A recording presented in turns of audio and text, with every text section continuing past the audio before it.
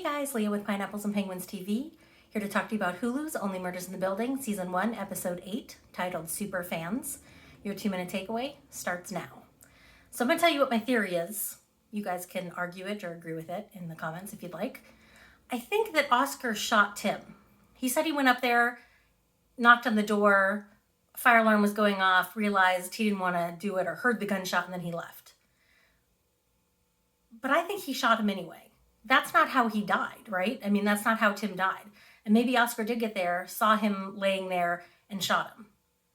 Which I'm not going to blame him for. He did 10 years in prison because he didn't say anything. Even though he's protecting Mabel, this is a TV show, I'm allowed to have scrupulous morals when it comes to TV characters.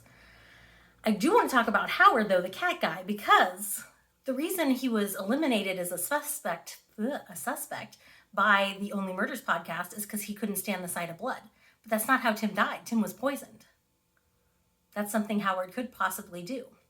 But I am wondering how anybody, whoever the killer is, how is he poisoning everybody? How is he getting to all of them?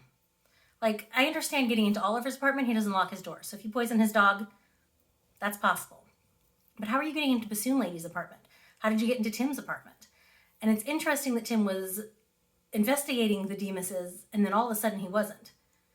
So I wonder who that emerald ring belongs to. That's how this all ties together, I guess. The emerald ring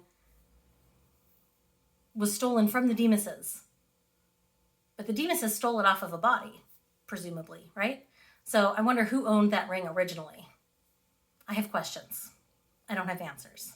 I do love the super fans, though, of the episode and their homemade merch and their signs sitting outside the Argonia. That was a nice touch to bring in some different people, but also move the story along. So that's your 2-minute takeaway. If you think you know who did it or how they did it, please let me know in the comments. And I'll be back next week.